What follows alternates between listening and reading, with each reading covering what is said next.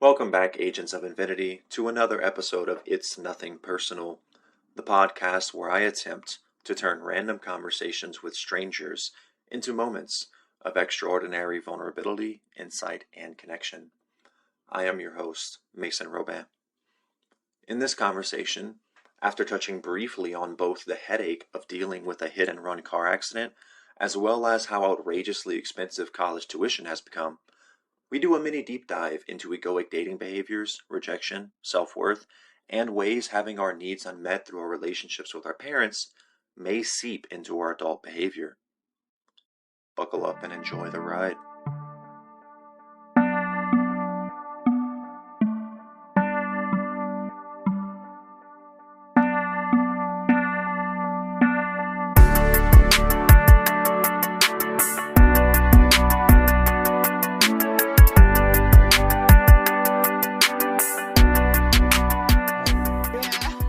Okay, I'm glad I was watching you because I was like, okay, you would have just stopped like right I saw you looking at your phone, and I was like, did she walk out here to meet me? No, Yeah. it's okay. Your door is not closed well. Oh, no, close that. Come on, Sorry. put some oomph in there. There we go. I appreciate you being gentle with my car, though. Yeah, I know some people like to slam cars, like, cause one of my friend, she does Uber as well. She was like, every time they get out, they're just like slam, like they're angry. Yeah, I get those. Yeah. If I try not to get too butthurt about it. I think people just don't realize how hard they close the doors. Yeah. I think that's true. most of it. I don't think anyone's pissed off. I think they're just Yeah, of getting course. out and it's like, all right, let's go do our next thing. Yeah, not really paying attention. So that's whatever. Yeah. My baby takes a beating. It's okay. Jeeps are strong. Yeah. Yeah, the only reason why I'm taking Uber now, I had a Jeep too, and I got into a hit and run. Someone hit me, and they just like sped off, and then they hit you. It wasn't your fault. Yeah, and so, I mean, I guess like when the cops came, they're like, it could have been way worse, because like if it was like a small compact car, it would have like been like really smushed in and jammed, because the person that hit me was like a big like SUV, like a Chevy SUV, and then they were going really fast. Like I was at a complete stop, and I guess they weren't looking, and they just hit me and then drove off. But Damn. anyways, the moral of the story is the Jeep isn't that bad. I just have to get the muffler put back in. That's it? That's it. Can you believe that? And like maybe like detailing here and there, but a couple of bumps in the back. It's like cosmetic. All cosmetic. Oh my god. I was like looking at it, I was like, oh my god. God, it felt like it was way worse, but it was not. So Yeah. Well, at least it's not as bad as it could have been. Oh my god, yeah. I'm like, whatever. It happens. I kind of like got over it, because it was just like, hit and runs are so like one of those things, like you're either gonna find out or like get something from it, or it's just gonna, whatever, time is gonna go on and you're just gonna forget about it. That's what's happening with me right now. I'm kind of just forgetting about it, because when I was like talking to the cops, they were like, well, I mean, like it might take like 3 weeks for investigation, but that's like an estimate, because we're really short staffed right now. Okay. So could take longer. And I'm like, so don't hold your breath, basically. Yeah. So I was like, you know what? That's fine. I'll just fix it myself and then get over it. Before we get too far, we're taking you to Tivoli Student Union. Yeah. What is that? Tivoli. That's my school. I don't know. Is that where you go to college? I go to Metro, but Metro, they have like, I don't know what it's for. The name, like I don't get the meaning. A lot of people ask me too, like, what does that stand for? Just the name of the building, no? Yeah, just the building. It has a brewery in it. Yeah, they call it Tivoli Ravioli or something. Probably. Is that you're going to like study right now? Or I guess what's today? Tuesday? Today's Tuesday? Yeah, Tuesday. So I do Tuesdays class. and Thursdays. Yeah, I did go before I went to Metro. I was out of state in Maryland.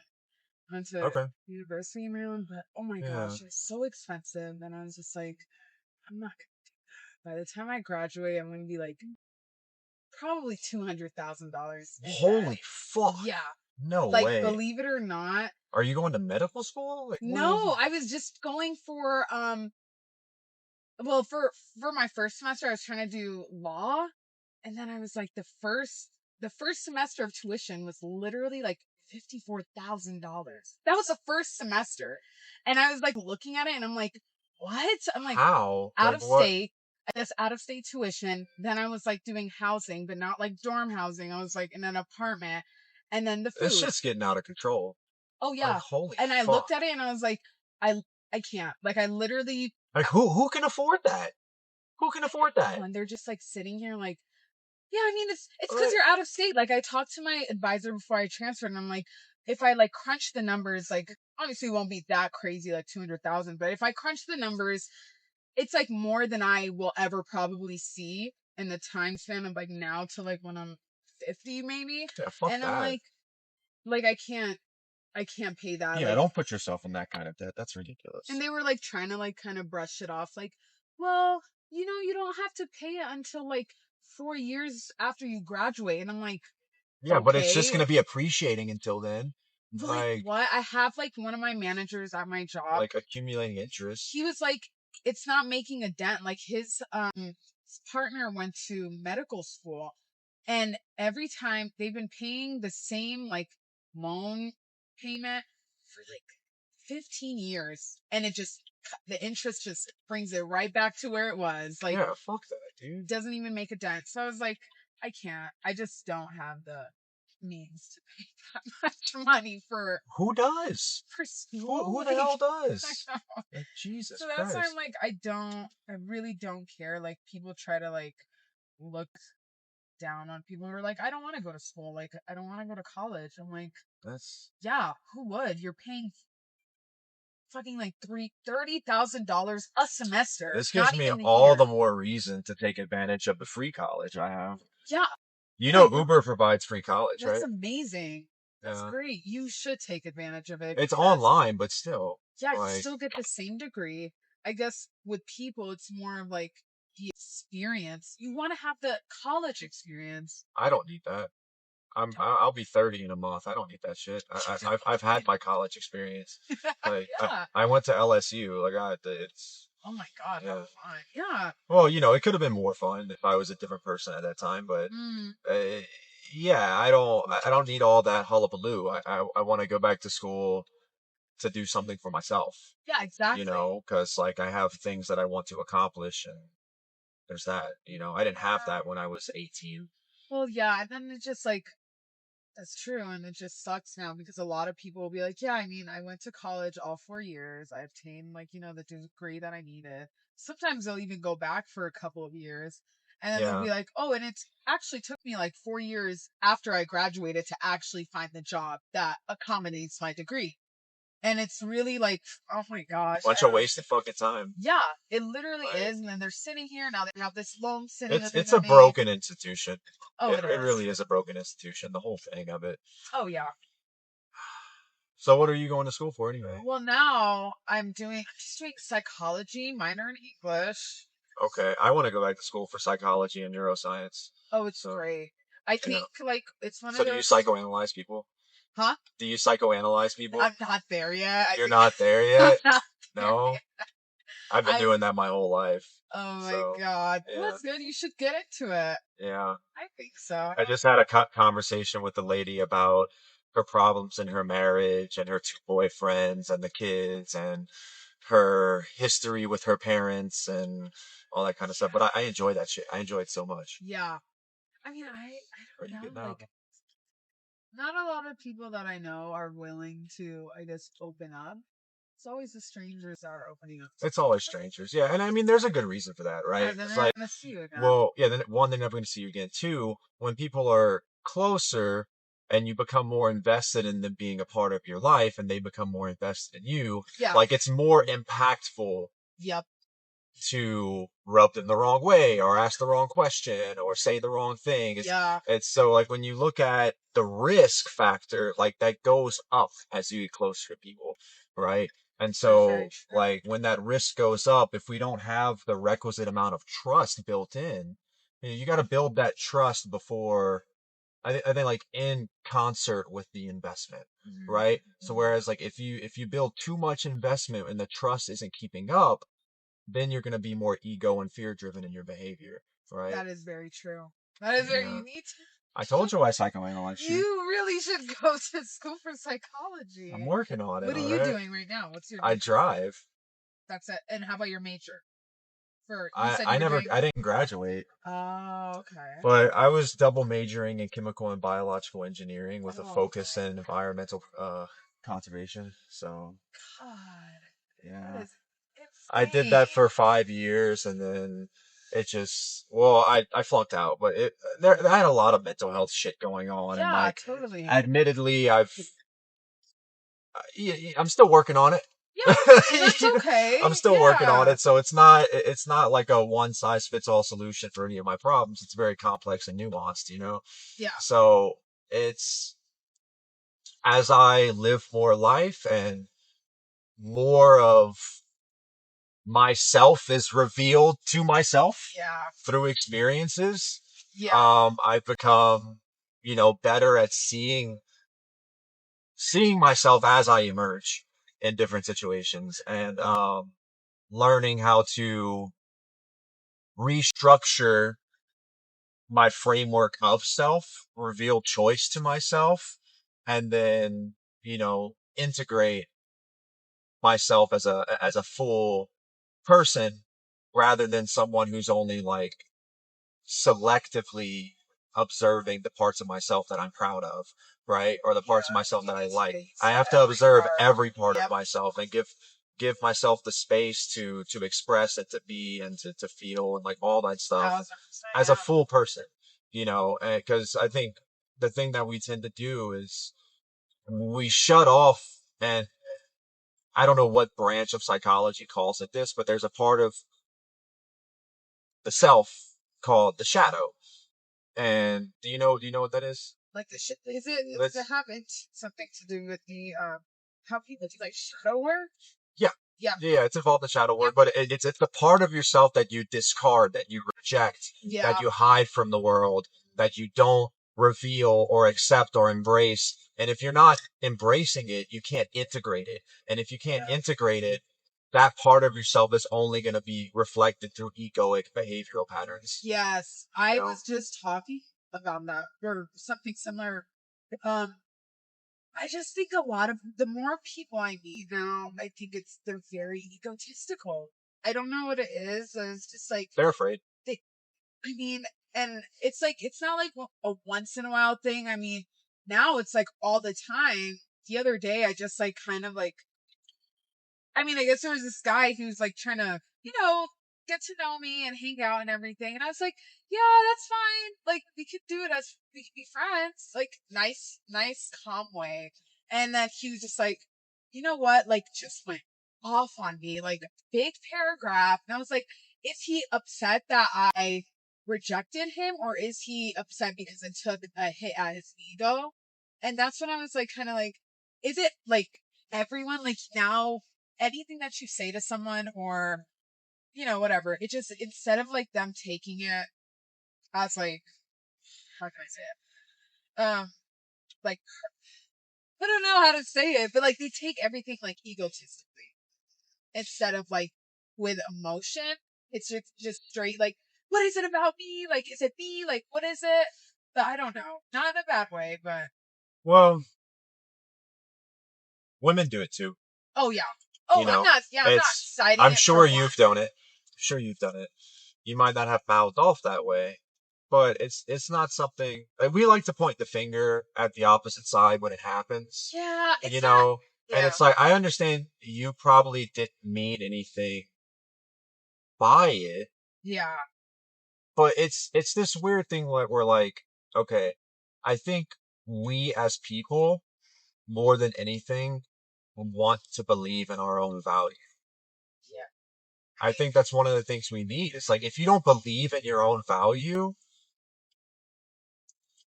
there are a lot of behavioral consequences of that, right? That are pretty easy to point out. And like one of them is like what's happening with this guy that you just described, where it's he needs the world, and he probably grew up in a single mother household, if I had to guess. Yeah. His father was either probably not present, or they were divorced and he didn't see it. Are you nodding because it's true? Yeah. Oh, you know these things already? Yeah. I knew this. We were like just friends before. That's why. But this is all true. His father wasn't really around that much. Yeah. And it wasn't like a divorce. Like, it was just like single mom. Only guy in the household. It was like two other sisters. And when you see these things, you can start to understand how was this child impacted by the environment they had growing up.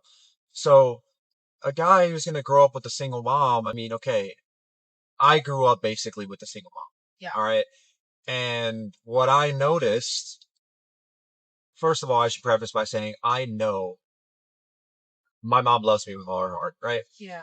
But I also know my mom got pregnant when she was 19 with my sister, and then immediately after, pretty much with me. Yeah. And she did the best she could with what she had. She didn't have the time. I'm almost 30, right? I've been single for 13 years. Like I've had a lot of time to just work on myself. My mom didn't have that luxury, right? She had kids and she had to grow up. She had to grow up real quick, and she didn't have strong male support in her life. So she had to fill the role of both the masculine force and the feminine force in the household, right? So having a well-balanced, secure relationship with my mom was a very difficult thing because I had no idea. Like, she was unpredictable. She was unpredictable in a lot of ways. She had to be the enforcer and the nurturer, right? She had to be the voice of reason and like the issuer of punishment. And which, like, I don't really believe in punishment so much as an adult. I think consequence is fine, but punishment's a very different thing, right? And so there was a lot about my relationship with my mom. Like, I did not get what I needed from my mom emotionally, not because she didn't do her best, but because she was incapable of the gift. She didn't know how. She didn't have the tools. She didn't have the tools, right? And so she couldn't pass on those tools to me. So I didn't grow up as a secure boy, and I didn't turn into a secure man, And I've had to work through that tirelessly. Either that or put a gun in my mouth and pull the trigger. And it's not an exaggeration because I've put a gun in my mouth before, you know? And so it's just like, not to get really dark with it, but it's just, we need to know our own value. And I wasn't raised in an environment that taught me to see my own value, right? And I think that's true for a lot of us, not just men, not just women, right? We haven't been raised in a secure enough environment that teaches us what our value is. And so we need to be shown that by the rest of the world, right? Because we haven't found it inside of ourselves. And so this guy, he just wants to know what he needs to do. He's like, he just wants to believe in his own fucking value. And for you to not want the same thing, like, it's because I've been that person. I have been that person, right? Okay. I know what it's like to be that person. I do my best not to anymore, but I do have attachment wounds and I have trauma responses, and like I have to manage all that shit, which I'm sure you are familiar with. Yeah. Right? In your own way. And so it's like, it's not this thing I do on purpose. It's the conditioning that my nervous system went through when I grew up. Yeah. And so I've always needed to be shown because I never truly believed. And the fact that repeatedly, over and over and over and over and over again, all the world has shown me is that I don't have value. Well, then where's the room for me to believe in it? Yeah. And it becomes more of a desperate plea for someone to see me for what I am and appreciate that and invite that and welcome it and receive it, but it's nowhere to be found, right? And so at the end of the day, kind of what I've decided is just like, I can't rely on that. And none of us can. None of us can really rely on that, because if you're asking the world to show you your value, then you become vulnerable to the world taking that evidence away as well. You become completely reliant and disempowered as an individual because you're waiting on the world to show you that you have value. And that would be my best explanation for why this guy got so upset, because like, he was probably invested in you and he liked you, and you said you've been friends for a while. Yeah. Right? I mean, yeah, we met. And he wants to be closer, and he wants to share himself with you. And for you to block that off, it's like his sense of worthiness goes down. right? And I totally get it. Like, cause I have been through the same thing too with a guy, And it but hurts. it does. It really hurts. And that's why I was like, I don't know in what like way I could say it without, cause I don't want to hurt. Like, he's my friend. And I just like said as nice as I could, just like, hey, like, I'm not ready. Like, I'm not ready to jump into anything. And I told him that, and he knew of that because we were friends. We would always talk about like relationships and whatever. And I used to say it all the time. Like, I don't think I'm in a time right now to jump into something because I know I wouldn't be able to give what I want to give in a relationship. I have a lot of maturing to do or growing up, and I just can't jump into something, especially like something Well, serious. why? You say you have a lot of growing up to do. What if you had someone to do that with as a team Yeah. who could help you? Where it's Like, just like, what if you had someone who was able to provide the space that was safe for you to lean into and stumble through all of your bullshit, right? I mean, like, I think it's the fear for me. Like, it's just, and it's normal. Like, you have to expect, things to not always go right in any relationship, whether it's a romantic one or just a platonic one. yeah, So I don't know. You are a great conversationalist. You should start a podcast or I'm working something. on it. You want to let this be an episode? Yes, I would Okay. love this to be an I've episode. been stripping all of my stuff recently, all of the good Oh ones. my god, you have to. Do you have like A like name? yeah, links you I that you haven't. I'm just in the conceptual phase right now, but okay. it's coming soon.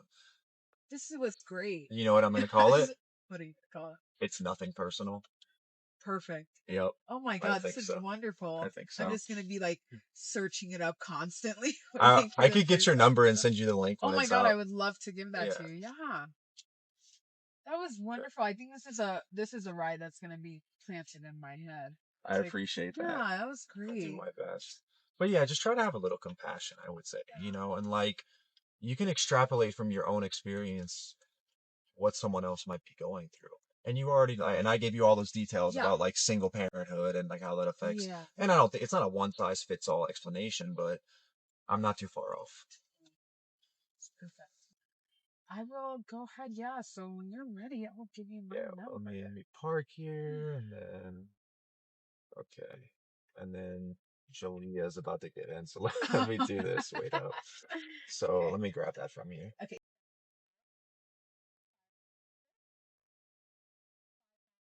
Like it's FAMA. nothing personal podcast. Yes.